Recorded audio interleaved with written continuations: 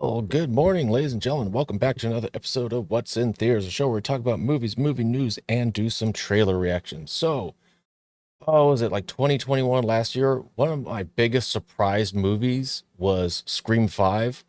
Now, I love the first one that came out like 96, 97, I think, with Neve Campbell, Courtney Cox, David Arquette, Matthew Lillard, Rose McGowan. I mean, that movie was freaking awesome.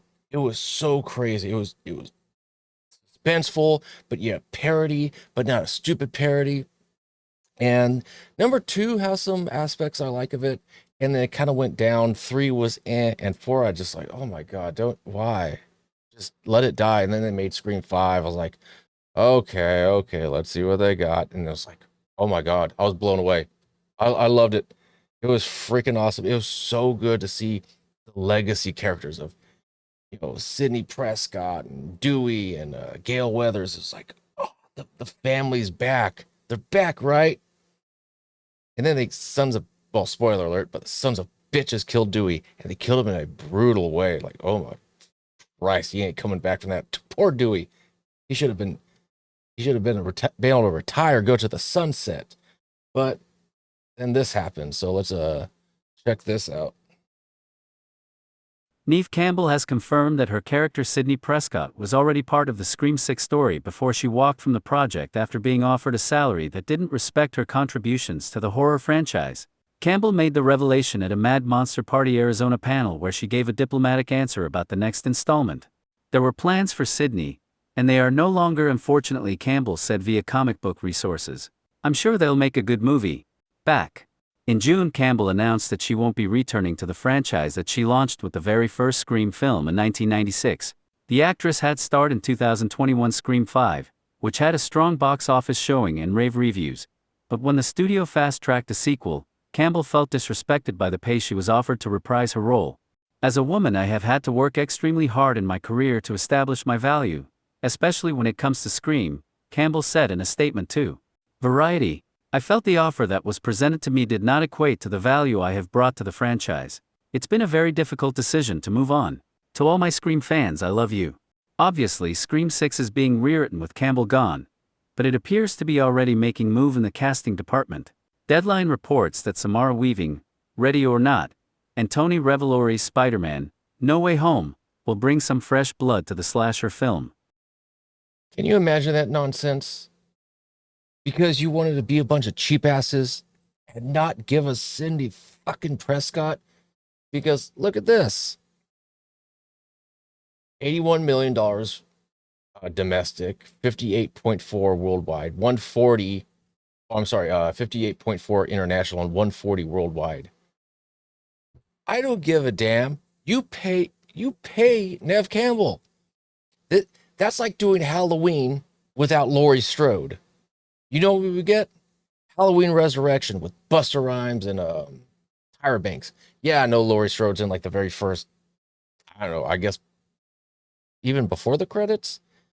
I mean, because she falls on a knife, but just if you don't do Halloween without Laurie Strode, you don't do Scream without Neve Campbell or Sidney Prescott. Like what? No. God damn, like I don't know. Maybe they're gonna say that she moved away from was it Hatton? I know I'm butchering that word, but just I don't know. But we got this girl from Ready or Not. Holy Christ on a cracker. If you want to be entertained, would you want something that is like suspenseful and funny at the same time, and you don't think it's going to work, but it pulls it off brilliantly? Ready or Not. Holy hell, was that amazing? So I'll have the text to speech do this again. That way you don't have me hear me going I'll spare you from the my inability to read all this crap. The cast of Scream 6 just keeps getting bigger and bigger. Along with a handful of legacy characters, including folks we just met in the fifth Scream movie earlier this year, there are also plenty of new people who have been announced.